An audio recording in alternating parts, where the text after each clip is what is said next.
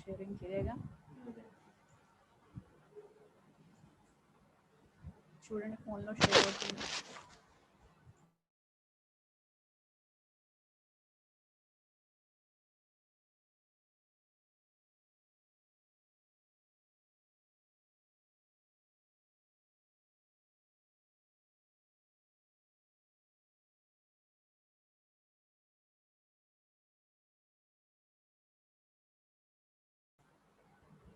Screen share అవుతుందా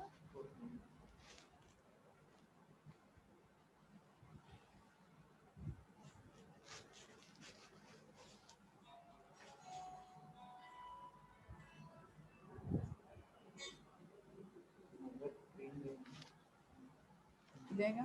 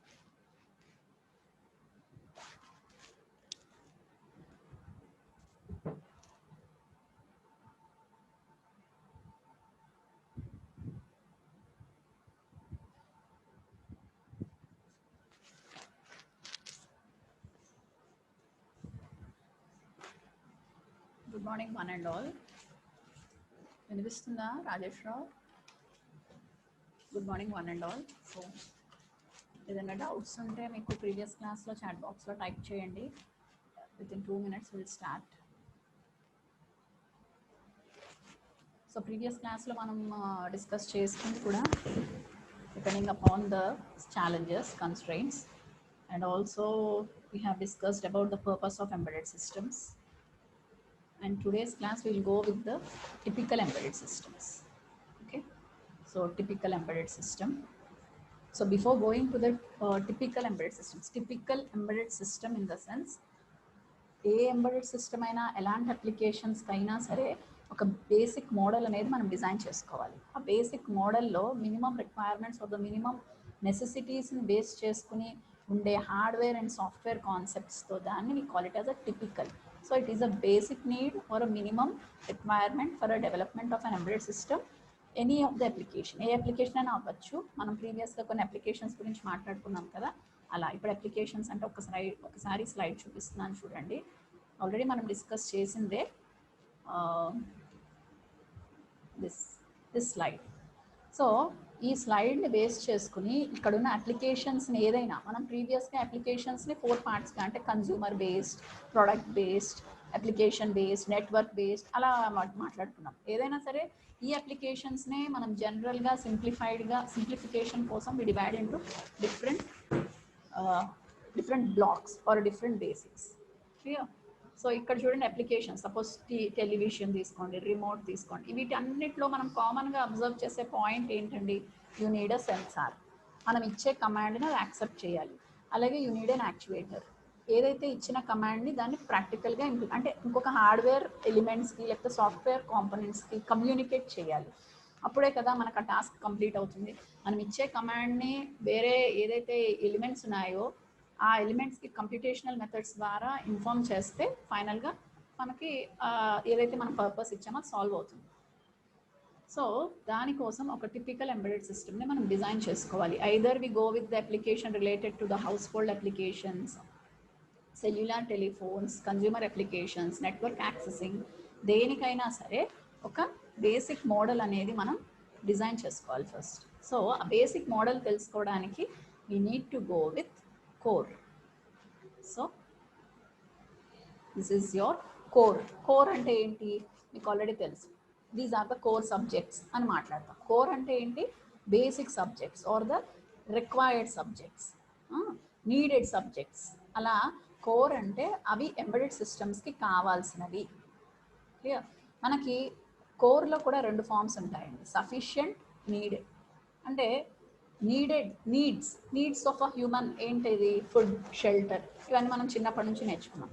అవి needs, అవి కంపల్సరీ కావాలి. క్లియర్? నెసెసిటీస్ వేరు, నీడ్స్ వేరు. అలా డిఫరెంట్ అప్లికేషన్స్ని బట్టి నీడ్స్ వేరు, నెసెసిటీస్ వేరు, రిక్వైర్మెంట్స్, ఇలా అన్నీ కూడా మనం డిఫరెన్షియేట్ చేసుకుంటాం. అది బేసిక్గా తెలియాలంటే first you need to know what is meant by a core. అసలు ఎంబెడెడ్ సిస్టమ్స్ని వేటిని మాత్రమే మనం కన్సిడర్ చేసుకోవాలి. వేటిని in the sense embedded system అంటే ఏంటి? Hardware software integration. సో హార్డ్వేర్కి దేన్ని తీసుకోవాలి, సాఫ్ట్వేర్కి దేన్ని తీసుకోవాలి. క్లియర్? సో ఇప్పుడు చూడండి డెఫినేషన్ సింపుల్గా చూడండి. Embedded systems are the domains and application specific which are built around the central core. ఇవన్నీ వర్డ్స్ కూడా మనం ప్రీవియస్గా చూసాం. ఎక్కడ చూసాం? ప్రాసెసర్స్లో చూసాం. డిఫరెంట్ టైప్స్ ఆఫ్ ప్రాసెసర్స్ అని డిస్కస్ చేసుకున్నాం. What are the processors? General purpose processor, single user processor, application specific processor. So ఆ ప్రాసెసర్ని బట్టి ఒక core of an embedded system దాని డొమైన్ని బేస్ చేసుకుని ముందుకు వెళ్తాం అన్నమాట. క్లియర్? ఇక్కడ చూడండి, this is the first sentence. మీరు ఇక్కడ చాలా సింప్లిఫైడ్గా 2 లైన్స్, ఈ 2 లైన్స్ మీరు నెగ్లెక్ట్ చేయకూడదు. యాజ్ ఇట్ ఈస్గా ఈ టెక్నికల్ వర్డ్స్ వాడితేనే మీకు ఎగ్జామ్లో మార్క్స్ పడతాయి. క్లియర్? మీకు సింపుల్గా ఎంబెడెడ్ సిస్టమ్స్, యూస్డ్, నీడెడ్ అలాంటి వర్డ్స్ వాడకూడదు. You need to use the technical terms. అంటే ఇక్కడ చూడండి, embedded systems are domain and application specific. Domain and application specific అంటే దేనికి కావాలో, ఏటి అవసరాలని పట్టో ఎంబెడెడ్ సిస్టమ్ మనం డిజైన్ చేసుకుంటామో అవి అని అర్థం. Clear? Domain and application specific and are built around the central core. అంటే డొమైన్ అండ్ అప్లికేషన్ స్పెసిఫిక్ ఏముంటాయి? ప్రాసెసర్స్. ఏ ప్రాసెసర్స్ అవుతాయి? జనరల్ ప్రాసెసర్ అవ్వచ్చు, సింగిల్ యూజర్ ప్రాసెసర్ అవ్వచ్చు, అప్లికేషన్ స్పెసిఫిక్ ప్రాసెసర్ అవ్వచ్చు. సో ఎంబెడెడ్ సిస్టంలో ఇక్కడ కోర్ ఎలిమెంట్ ఏదయ్యింది? ప్రాసెసర్ అయ్యింది. Clear? The first point. Next, ఆ కోర్ని, ఆ ప్రాసెసర్ని బేస్ చేసుకుని ఇంపార్టెంట్ ఎలిమెంట్ ఏది? ప్రాసెసర్. ఆ ప్రాసెసర్ని బేస్ చేసుకుంటే the core of the embedded system is broadly categorized into 4 parts, 4 steps or 4 parts. Clear? First one, general purpose and domain specific processor. ఈ general purpose and domain specific ఒక processor, either general purpose, single purpose, specific purpose ఏదైనా సరే దాని లోపల ఇంకా operating parameters, operating hardware components ఉండాలి కదా. అవి ఏంటంటే micro processor, micro controller, digital signal processor. ఇప్పుడు ఒక అప్లికేషన్కి మైక్రో ప్రాసెసర్స్ని తీసుకోవాలా, మైక్రో కంట్రోలర్స్ని తీసుకోవాలా, డిఎస్పి డిజిటల్ సిగ్నల్ ప్రాసెసర్ తీసుకోవాలా, ఇది మనం డిఫైన్ చేసుకోవాలి. ఎలా డిఫైన్ చేసుకుంటాం? ఒక అప్లికేషన్ బట్టి, అప్లికేషన్ యొక్క రిక్వైర్మెంట్ని బట్టి. ఎలా అంటే ఇప్పుడు ఏ పాయింట్ నుంచి బి పాయింట్కి మీరు వెళ్ళాలండి, ఓన్లీ 1 కిలోమీటర్స్ రేంజ్. దానికోసం 1 కిలోమీటర్ రేంజ్ అయినా సరే మీరు టైంని క్యాలిక్యులేట్ చేసుకుని ఏ అనే పర్సన్ ఏ పాయింట్ నుంచి బి పాయింట్కి 5 మినిట్స్లో వెళ్ళిపోవాలనుకోండి. మీకు సోర్సెస్ వచ్చి ఏముంటాయి? మీకు ఒక సైకిల్ ఉండొచ్చు, బైక్ ఉండొచ్చు, కార్ ఉండొచ్చు. కానీ ఆ టైం అనే ఫ్యాక్టర్ని బట్టి మీరు ఏ మీన్స్ ఆఫ్ ట్రాన్స్పోర్ట్ సెలెక్ట్ చేసుకోవాలి అనేది ఆ పర్సన్ మీద డిపెండ్ అయ్యి ఉంటుంది. ఆ మీన్స్ ఆఫ్ ట్రాన్స్పోర్ట్ దేని మీద డిపెండ్ అయ్యింది? టైంని బట్టి ఉంటుంది. ఫస్ట్ ఫ్యాక్టర్ టైం అయితే నెక్స్ట్ ఫ్యాక్టర్ రిక్వైర్మెంట్ అవుతుంది. దేని గురించి? ఇప్పుడు ఆ పాయింట్ నుంచి ఆ పాయింట్కి వెళ్ళినాక ఆ పాయింట్ నుంచి ఇంకేదైనా కనెక్టింగ్ ఫ్యాక్టర్ ఉందనుకోండి, సో రెండో పాయింట్ బి నుంచి డిస్టర్బెన్స్ అవ్వకుండా ఆ పర్సన్ ప్రాపర్గా ప్లాన్ చేసుకోవాలి. That is known as compatibility.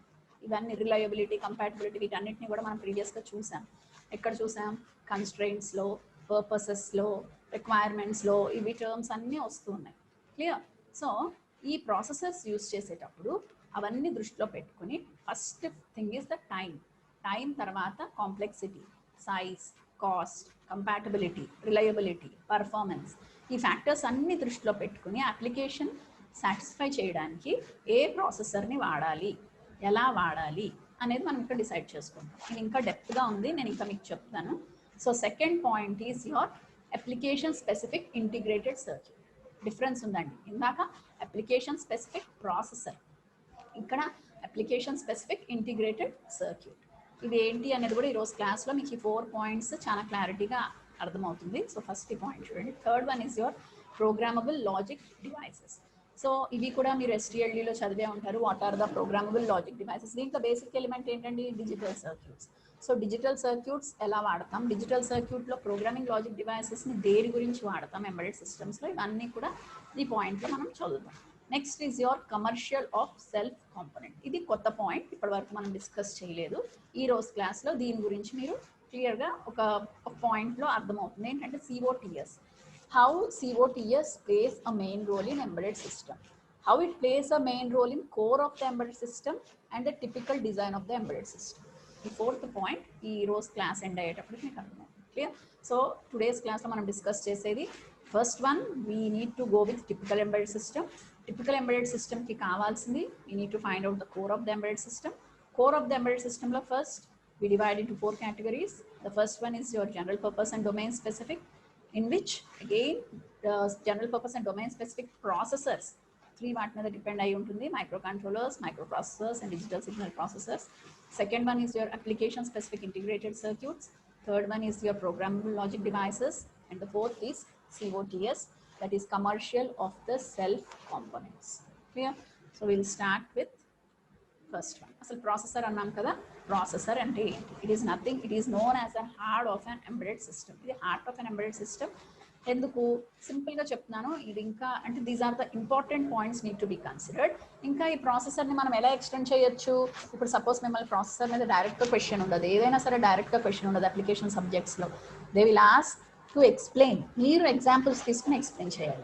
ఎక్కడ నుంచి ఇప్పుడు ఈ ప్రాసెసర్ ఉంది, ఇక్కడ నేను 2 పాయింట్సే ఇచ్చాను అంటే 2 పాయింట్స్ అయినా కాదు. ప్రీవియస్ క్లాసెస్లో మనం ఎక్స్ప్లెయిన్ చేశాం కదా, జనరల్ పర్పస్ ప్రాసెసర్ ఏంటి, సింగిల్ పర్పస్ ప్రాసెసర్ ఏంటి, అప్లికేషన్ స్పెసిఫిక్ ప్రాసెసర్ ఏంటి అని చెప్పి దాని యొక్క positives, advantages and disadvantages discuss చేశాను కదా అలాంగ్ విత్ ద సర్క్యూట్. ఇప్పుడు దీని తర్వాత మీకు మళ్ళీ రికలెక్ట్ చేస్తాను.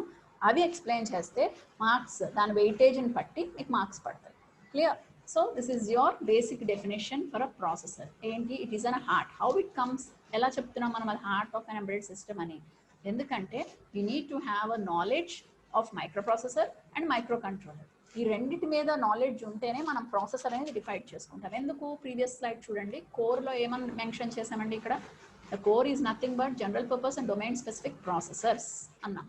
ఆ processor is nothing but it needs to have a knowledge about microprocessors and microcontrollers. ఇవి తెలియాలి అంటే ఫస్ట్ మీకు అసలు డిఫరెన్స్ తెలియాలి. ఇది ఆల్రెడీ మీరు చదివారు, మైక్రోప్రాసెసర్ MPMC ప్రీవియస్ సెమిస్టర్ సబ్జెక్ట్లో మీరు చదివారు. we will recollect.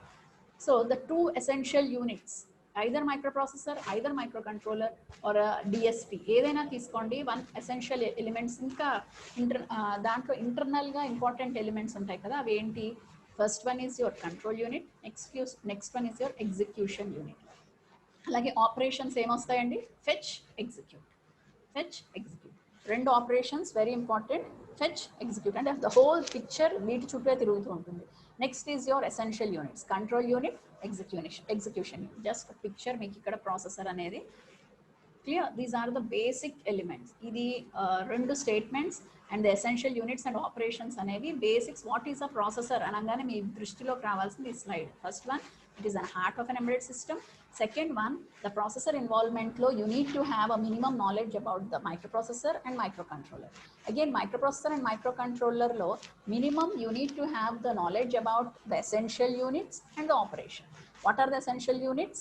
Control unit, execution unit. And what are the operation you need to consider?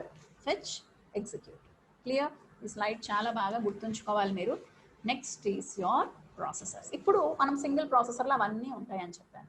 ఇప్పుడు వేరియస్ ప్రాసెసర్స్కి వచ్చేటప్పటికి ఇవి మనం ప్రీవియస్ క్లాస్లో చెప్పాను కదా, general purpose processor, application specific and single user.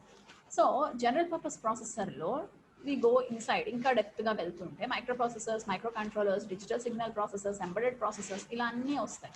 Clear? ఈ పాయింట్లో మీకు గుర్తుండాల్సిన 3 అండి. Micro processors, micro controllers, DSP, also embedded system processors. వీటిల్లో combination we select the hybrid. ఇప్పుడు మీరు ట్రాన్సిస్టర్స్లో చదివే ఉంటారు, Z parameters, Y parameters, hybrid parameters. Z, Y ఏంటి? జెడ్ అంటే ఇంపిడెన్స్, వై అంటే అడ్మిటెన్స్. హైబ్రిడ్ అంటే ఏంటి? వాటిల్లో ఉన్న better qualities. Input parameters Z ద్వారా బాగా వస్తాయి, అవుట్పుట్ పారామీటర్స్ వై ద్వారా బాగా వస్తాయి. సో హైబ్రిడ్ పారామీటర్స్లో ఏం తీసుకున్నాం? ఒక సర్క్యూట్ సెలెక్ట్ చేసుకుని ఆ పారామీటర్స్ క్యాల్కులేట్ చేసుకుంటే మనకి ఎఫిషియెంట్గా పర్ఫార్మెన్స్ విల్ బీ గుడ్ అని చెప్పి హైబ్రిడ్ పారామీటర్స్ని కన్సిడర్ చేశాం. సిమిలర్గా మన మైక్రో ప్రాసెసర్స్, మైక్రో కంట్రోలర్స్ దాని యొక్క అవసరాలు, దాన్ని ఎక్కడ వాడతారో తెలుసుకుని డిజిటల్ సిగ్నల్ ప్రాసెసర్స్లో కూడా అర్థమైనాక మనం అసలు ఈ మూడింటిని తీసుకుని మనకు కావాల్సిన అప్లికేషన్ అంటే ఎంబెడెడ్ సిస్టమ్స్లో వాటిని ఎలా వాడాలి, ఎలా హార్డ్వేర్లో వాడాలి, ఎలా సాఫ్ట్వేర్ని కన్సిడర్ చేయాలి అనేది ఒక పిక్చర్ వస్తుంది అనమాట. అంటే ఈ మైక్రో ప్రాసెసర్స్, మైక్రో కంట్రోలర్స్ సింపుల్గా చెప్పాలంటే దే ఆర్ లైక్ ఆల్ఫాబెట్స్ అండి, ఏబిసిడి లాంటివి. మనం వాటిని ఈ డిజిటల్ సిగ్నల్ ప్రాసెస్లో we go with words, embedded సిస్టమ్స్లో వి గో విత్ సెంటెన్సెస్ అనమాట. సో ఈ పాయింట్ కొంచెం ముందుకు వెళ్తుంటే అర్థమవుతుంది. How do we implement them? ఇప్పుడు చూడండి, విల్ స్టార్ట్. ఈ microcontrollers or microprocessors base సిస్టమ్ని ఎలా ఇంప్లిమెంట్ చేస్తుంది? డిజిటల్ సర్క్యూట్స్ కూడా నేను రిప్రజెంట్ చేశాను. ఎక్కడ? Third one, programmable logic devices. So digital circuits కూడా ఎంబెడెడ్ సిస్టమ్స్లో మెయిన్ రోల్ ఉంటుంది.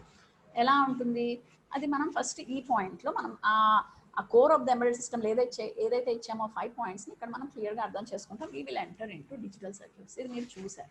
డిజిటల్ సర్క్యూట్స్ని మనం ఎందుకు ప్రిఫర్ చేస్తున్నాం? Because they are faster and because the functions they cannot be change. అంటే ఇమ్మీడియట్గా బయట నుంచి హ్యాకర్స్ దాన్ని హ్యాక్ చేయడానికి అంటే security is better. So example ఇక్కడ చూడండి, ciphering algorithm. What is meant by ciphering? Ciphering అంటే సెక్యూరిటీ పర్పస్కి మనం యూజ్ చేసే కోడింగ్ మెథడాలజీ, ఎన్కోడింగ్, డీకోడింగ్ అలాంటివే. ఇంకా హై ఎండ్లోకి వెళ్ళినాక విగో వాటర్ మార్కింగ్, ఇవన్నీ కూడా they provide safety and security and protection for the data.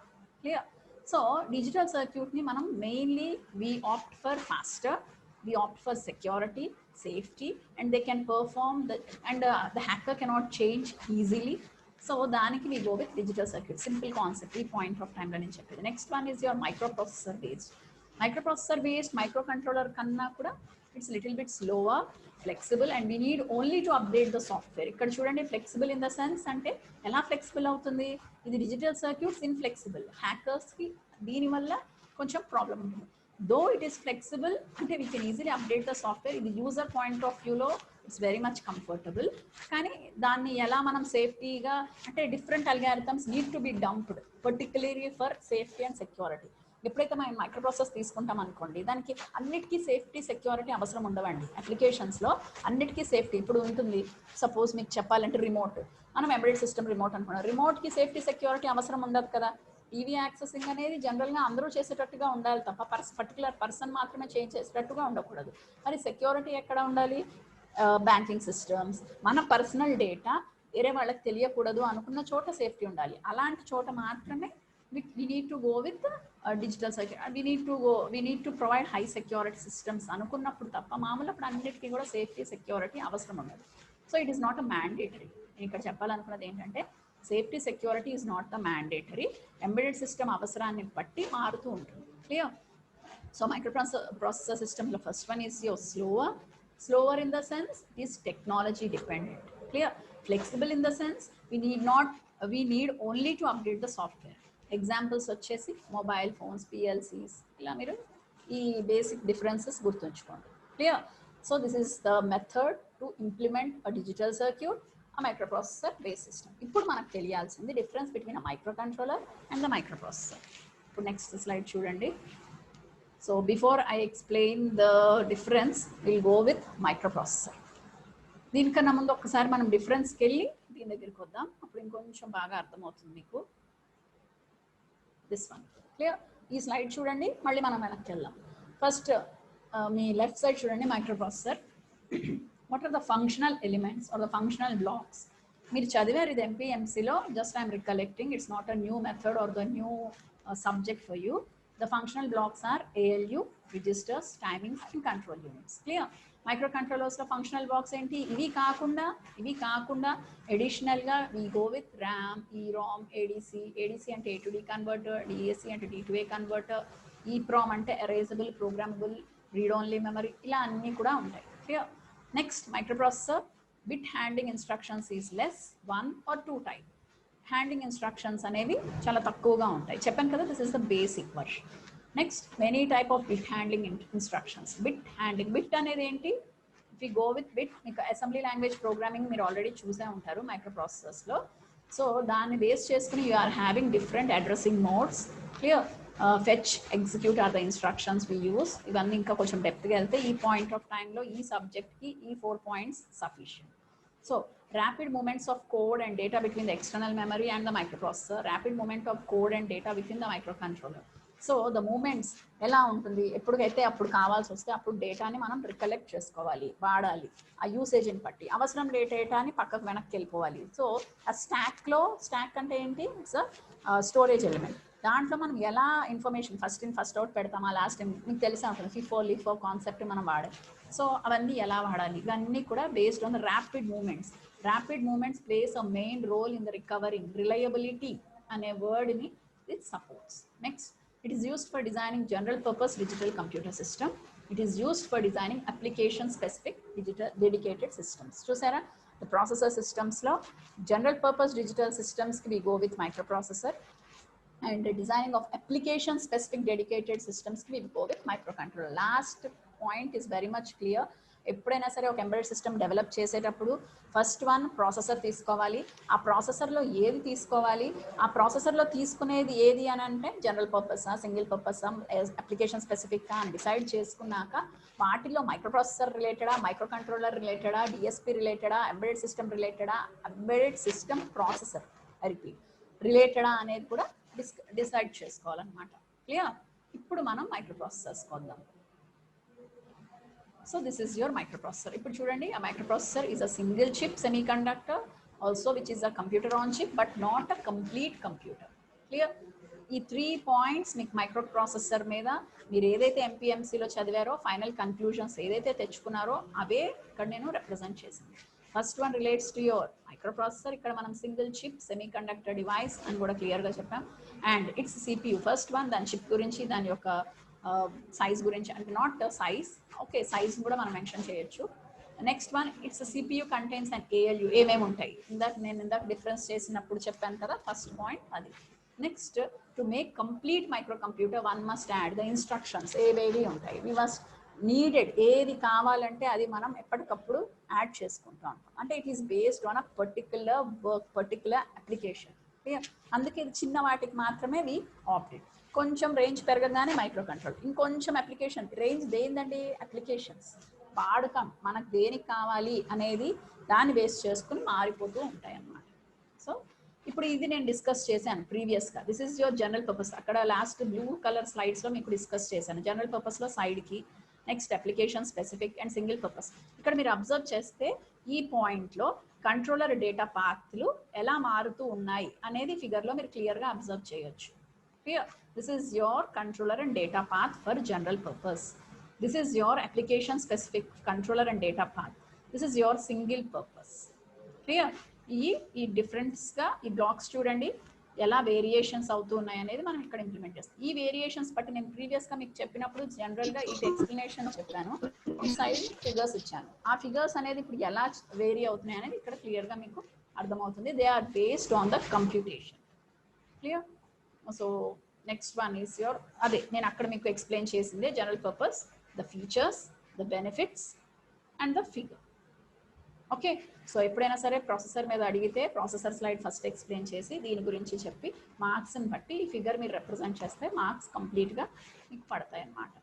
Same ఈ స్లైడ్ కూడా నేను లాస్ట్ క్లాస్లో ఎక్స్ప్లెయిన్ చేశాను మీకు, the features, the benefits and the figure. Same ఇక్కడ నేను ఎందుకు చెప్తున్నానంటే ఈ ఫిగర్ ఇప్పుడు నేను నెక్స్ట్ చూపిస్తాను. దీనికోసం వాటిల్లో మీకు ఐసీ అనేది వచ్చింది కదా, ఆ ఐసీ అనేది ఎందుకు అని చెప్పడానికి మళ్ళీ నేను ఆ 3 స్లైడ్స్ మీకు రికలెక్ట్ చేసింది. సో ద ఐసీ టెక్నాలజీ ఇది చాలా important, plays a main role. ఎందుకంటే the manner in which the digital or the gate level implementation is mapped into an IC. ఎప్పుడైనా సరే మీరు చదివారు లిక్కా, ఈడీసీ, ఆ వింగ్ గుర్తు తెచ్చుకోండి. ఈడీసీ, లిక్కా, క్లియర్. ఆ వింగ్లో పీడీసీని కూడా మీరు ఇంక్లూడ్ చేసుకోవచ్చు. ఎస్టీఎల్డీని కూడా లిటిల్ బిట్, ఎక్కడ డిజిటలైజేషన్, పిఎల్డీస్ అవన్నీ ఉంటాయి కదా, అక్కడ కూడా ఇంక్లూడ్ చేసుకోవచ్చు. ఇదంతా కూడా ఇది ఒక టెక్నాలజీ. దేన్ని అప్డేట్ చేస్తుంది? మీరు దీనికన్నా బేసిక్ ఎక్కడ నుంచి అంటే మూరేస్ లా, మీకు గుర్తుండే ఉంటుంది. మూరేస్ లా అని చెప్పి మనం ఈడీసీ స్టార్టింగ్లో నేర్చుకున్నాం. సో దీని తర్వాత ఐసీ టెక్నాలజీకి డెవలప్మెంట్ అనేది ఆ మూరేస్ లా దగ్గర నుంచే స్టార్ట్ అయింది. సో ఈ ఐసీ టెక్నాలజీ గురించి చూడండి. The manner in which digital or the gate level implementation is done is only through IC. So IC is nothing but an integrated chip. The customization of the design is very much important. Clear? Next, ఈ IC అనేది we are based on 3. First one, full custom VLSI, semi-custom ASIC, application specific integrated circuit. Clear? Application specific integrated circuit, application specific processor. Indakad. This is your application specific integrated circuit. Okay? Difference undi. Observe cheyandi. It is a gate array concept. Okay, next is your programmable logic devices. This is the digital circuit analysis. Programmable logic devices మీరు ఎప్పుడు గుర్తుంది కదా, మీరు ఎస్టీఎల్డీలో చూస్తారు పిఎల్డీస్, okay, పిపిఏస్, అవన్నీ కూడా దాంట్లో వస్తాయి. నా దీంట్లో విల్ స్టార్ట్ విత్ ఫస్ట్, ఎందుకంటే ఐసీ టెక్నాలజీలో నేను మొత్తం అంతా చెప్పట్లేదు. నేను విఎల్ఎస్ఐ స్టార్టింగ్లో ఇదంతా మీరు చూసిందే. ఎంతవరకు మనకు ఎంబెడెడ్ సిస్టమ్స్ని, ఎంబెడెడ్ సిస్టమ్స్లో వర్డ్స్ వస్తాయి, వాటిని ఎంతవరకు మనం హెల్ప్ తీసుకుంటామో అంతవరకే నేను చెప్తున్నాను. క్లియర్? ఇది చాలు మీరు ఎంబెడెడ్ సిస్టమ్ ఎగ్జామ్ రాయడానికి. ఈ మాత్రం information sufficient. Clear? First will start with full custom. Full custom విఎల్ఎస్ఐలో ఏం జరుగుతుంది? All the layers are optimized and digital. ఎందుకు ఆప్టిమైజేషన్ జరుగుతుంది? ఆప్టిమైజేషన్ అని అంటే particularly fixed for a particular application. ఒక అప్లికేషన్ మనం స్పెసిఫిక్గా దృష్టిలో పెట్టుకుని డిజైన్ చేసేదాన్ని we call it as optimization. Be clear. So ఆ implementation we go with placing of the transistors, sizing of the transistors and routing wires. Clear? Next is the benefit. ఇలా మనం వెళ్ళినందుకు ఈ optimization of an embedded system by placing, sizing and routing opt చేసుకున్నందుకు మనకి వచ్చే benefits: the performance will be good, size will be small and power will be low. Okay, దానివల్ల మళ్ళీ drawbacks కూడా ఉంటాయి కదా. డ్రాబ్యాక్స్ ఏం జరుగుతుంది? Long time to high NRE cost. High NRE cost అంటే వీ కెనాట్ ఎక్స్పెక్ట్.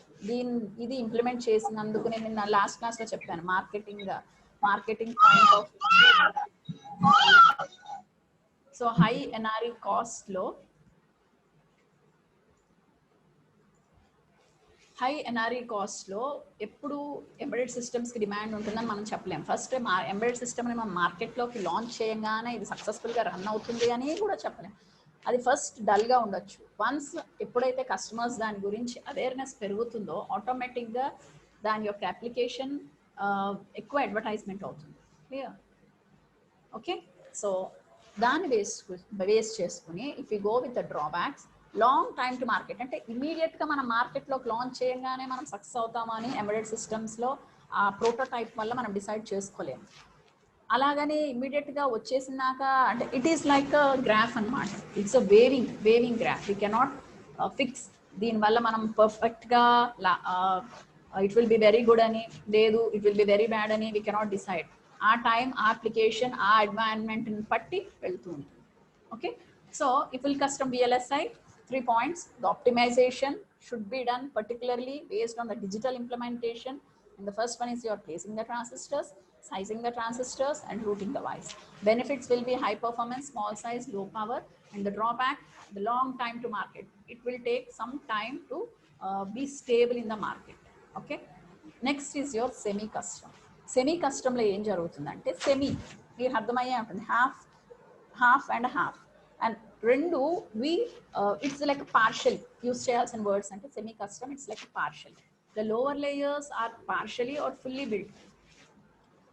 ఏదైతే మనం మీకు ఐసీ టెక్నాలజీలో మీరు కొన్ని లేయర్స్ చూసే ఉంటారు. ఆ లేయర్స్లో మనం అన్ని లేయర్స్ని ఒకేలాగా తీసుకోకుండా ద డిజైనర్ నీడ్ టు అంటే the whole designing concepts of an embedded system అనేది if it is a semi custom అది డిసైడ్ చేసుకోవాలి. డిజైనర్ డిజైన్ చేసుకోవాలి whether it is a partially build or completely build. ఎలా డిజైన్ చేసుకుంటాడు, ఎలా decide చేసుకుంటాడు? Same concept depending on the application. మనకు కావాల్సిన ఫైనల్ అవుట్కమ్ బట్టి ఒక పర్సన్ ఒక ఇప్పుడు ఏంటంటేనండి సింపుల్ కాన్సెప్ట్, ఒక మ్యాథమెటికల్ ప్రాబ్లమ్ సాల్వ్ చేయాలి అంటే మెనీ సొల్యూషన్స్ ఉంటాయి, కానీ ఈజీ వే షార్టెస్ట్ రూట్ కనుక్కోవడంలోనే ఆ పర్సన్ యొక్క ఎబిలిటీ బయటపడుతుంది అనమాట. That is a simple concept. Clear? మీకు ఒక మ్యాథమెటికల్ ప్రాబ్లమ్ సాల్వ్ చేయాలనుకోండి, ఎన్నో విధాలుగా మనం సాల్వ్ చేయొచ్చు, ఫైనల్గా రీచ్ అవుతాం.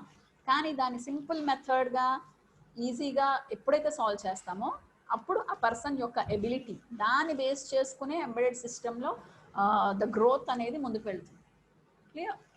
సో అందుకనే ఎంబెడెడ్ సిస్టమ్ ఎప్పుడైతే ఇంటర్నెట్కి లింక్ అయ్యిందో ఐఓటీ అనే కాన్సెప్ట్ బయటకు వచ్చింది. ఐఓటీ దానివల్ల మనకు బెనిఫిట్ ఏంటి? ఐఓటీ వల్ల రియల్ టైం అంటే point to point, each and every minute, each and every second we can use it and we can know the factors. ఇప్పుడు ఎగ్జాంపుల్ ఐఓటీని అగ్రికల్చర్లో యూజ్ చేస్తున్నారు. దానివల్ల ఏం జరుగుతుంది? సెన్సార్స్ యూజ్ చేస్తాం. ఇవన్నీ మీరు న్యూస్లో అన్నీ కూడా అబ్జర్వ్ చేసే ఉంటారు. సో ఎవ్రీ టైం ఇన్ఫర్మేషన్ అంటే వెదర్ కండిషన్ ఏంటి, సాయిల్ పొజిషన్ ఏంటి, సాయిల్లో న్యూట్రియంట్స్ ఏంటి, దాన్ని మనం ఎలా చూసుకోవాలి, ఇలా అన్నీ కూడా మనం ఎవ్రీ టైం ఇన్ఫర్మేషన్ అనేది మనకు వచ్చేస్తుంది. దానివల్ల మనం ఏం చేయాలి అనేది క్విక్ డెసిషన్ తీసుకోవచ్చు. దానివల్ల క్రాప్ అనేది హైగా ఉంటుంది. ఇలా అన్నీ కూడా suppose I'm speaking about IoT related to agriculture. Next IoT related to driverless cars. ఎందుకు? ట్రాఫిక్స్ అనేది మోర్గా ప్రాబ్లమ్గా ఉంది, యాక్సిడెంట్స్ అనేది మోర్ ఇష్యూ, కాబట్టి దానికోసం ఏం చేయాలి? సొల్యూషన్ లాంగ్గా ఉంటుంది, కానీ ఆ సొల్యూషన్ని ఎప్పుడైతే మనం షార్ట్గా చేసుకుని ఈ technology related sensors and actuators implement చేసినప్పుడు of course cost will be more, of course complexity will be high, ఇవన్నీ కూడా ఇంపార్టెంట్. కానీ దీనివల్ల మనం ప్రయోజనం ఉంది అని అంటే వీ నీడ్ టు బేర్ అనమాట. ఎవ్రీ టైం ఎంబెడెడ్ సిస్టంలో సైజు కాస్ట్ తక్కువ ఉండాలని ఫోకస్ చేయక్కర్లా. ఎప్పుడైతే మన అప్లికేషన్ని రీచ్ అవుతుంటే వీటిని మనం చూసుకుంటూ వెళ్ళొచ్చు. Clear? I think you understood. So this is your semi-custom. In the drawbacks, it requires weeks to months to develop. Okay. Next is your programmable logic device. Programmable logic devices lo we go with FPGA. ఇవి కూడా మీరు చూసే ఉంటారు కదా, field programming, VLSI లో చూస్తారు ఇవన్నీ. Field programme gate అరే, it's very popular and the benefits will be low NRE cost, almost instant IC availability, and the drawbacks expensive, power is high. The drawbacks: expensive, power is high, cost is more. These are the drawbacks. So this is about your programmable logic device. దేని గురించి అండి ఇప్పుడు నేను మీకు చెప్పింది recollect చేసుకుంటున్నాను. చూడండి, వెనక్కి వెళ్తున్నాను. This is your processor. ఈ processors first I have explained about the difference between digital circuits, microprocessor based, and next I explained about the microprocessor and microcontroller. Microprocessor గురించి, దాని యొక్క టెక్నాలజీస్లో మనం యూస్ చేసుకున్న general purpose, single purpose, application specific నుంచి మనం ఐసీలోకి డెప్త్గా వచ్చాం. క్లియర్? ప్రాసెసర్స్ తర్వాత ఐసీ.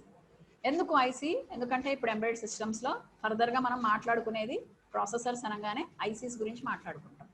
క్లియర్? ఐసీలో వేరియస్ టెక్నాలజీస్ గురించి చెప్పాను. Full custom, semi custom, పిఎల్డీస్. ఇప్పుడు గుర్తుంచుకోండి, మనం ముందుకు వస్తున్న కొద్దీ ఎండ్ అయ్యేవి ఎక్కువ మాట్లాడతాం. ఎంబెడెడ్ సిస్టంలో మనం ప్రాసెసర్ అంటూ మాట్లాడుకోమండి. ఇప్పుడు దేంట్లో యూస్ చేసే ఐసీ టెక్నాలజీ గురించి మాట్లాడుకుంటాం ప్రోటోటైప్ డిజైన్ చేసేటప్పుడు. ఓకే, ప్రోటోటైప్ అంటే మనం ఒకేసారి ఎంబెడెడ్ సిస్టమ్ ఇలా ఉంటుంది అని మార్కెట్లోకి తెచ్చే ముందు దాన్ని ఒక శాంపుల్ మోడల్, సింపుల్గా చెప్పాలి అంటే ప్రోటోటైప్ అంటే శాంపుల్ మోడల్, దాన్ని డిజైన్ చేసుకుని దాన్ని మనం ఫస్ట్ టెస్ట్ చేసుకుని అది సక్సెస్ అయితేనే then we go with marketing, launching, అవన్నీ తర్వాత. Clear? First we need to design the prototype. So ఇవి full custom, semi custom and PLDs. This is about your processors. Now the micro controllers. ఇందాక నేను చెప్పాను కదా micro processors గురించి difference చెప్పాను, చూడండి, అది రికలెక్ట్ చేసుకోండి. The microcontroller is a functional computer system on a chip. It contains processor, memory, and programmable. ఇది very important, programmable input output peripherals.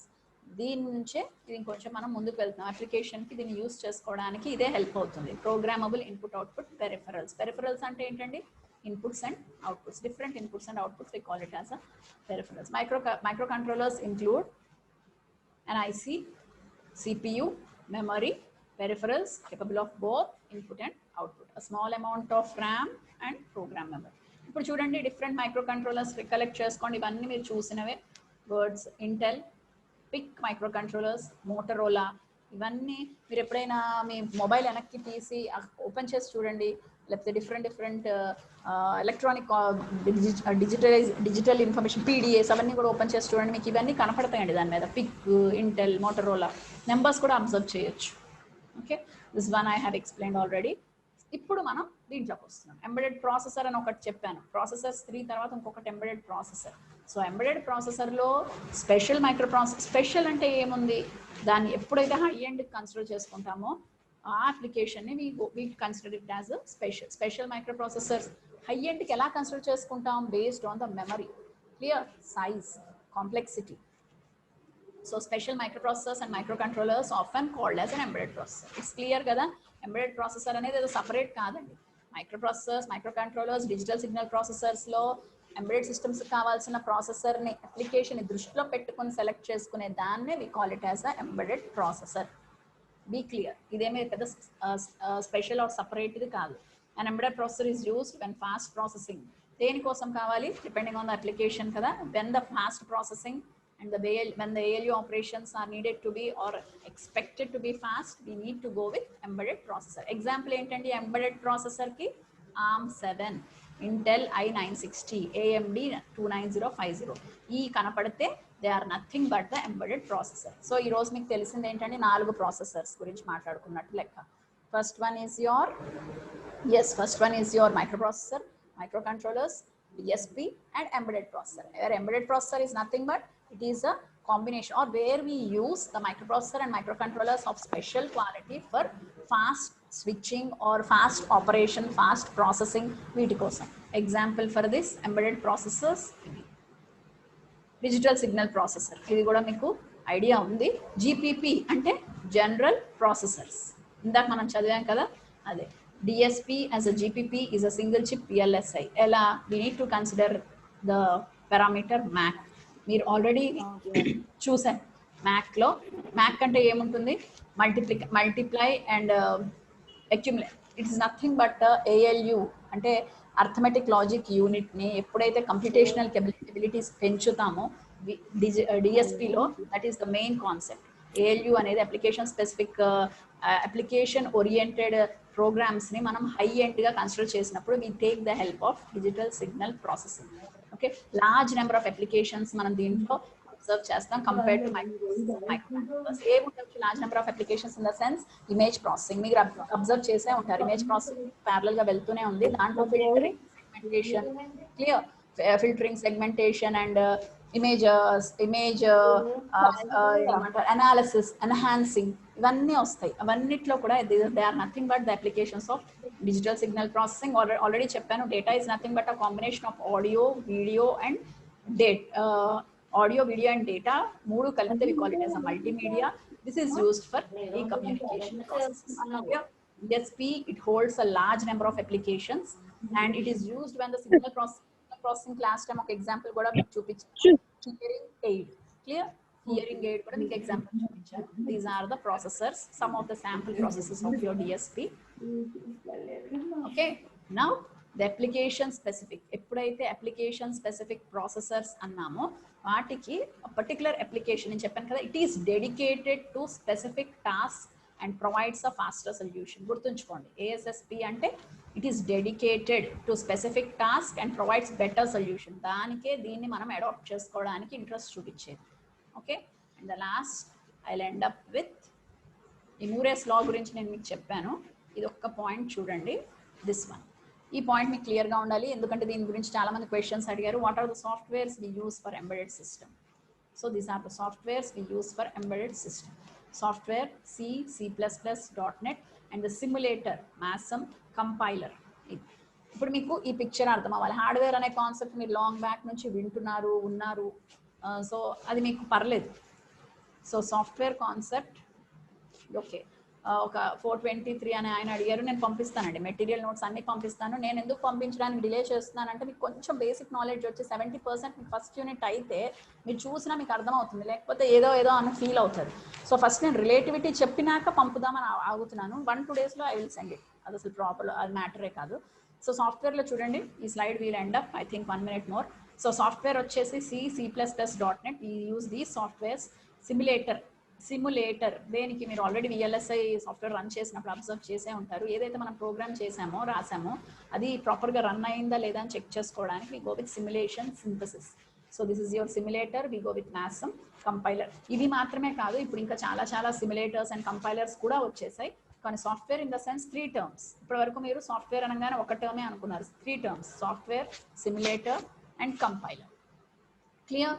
ఈ స్లైడ్ మీకు చాలా క్లియర్గా ఉండాలి. నెక్స్ట్ క్లాస్ నెక్స్ట్ స్లైడ్లో నేను మీకు వాట్ ఈస్ మెంట్ బై ఏదైతే మనం డిస్కస్ చేసామో టిపికల్ ఎంబెడెడ్ సిస్టమ్ నుంచి we go with sensors, actuators, basic explanation or definition నుంచి స్టార్ట్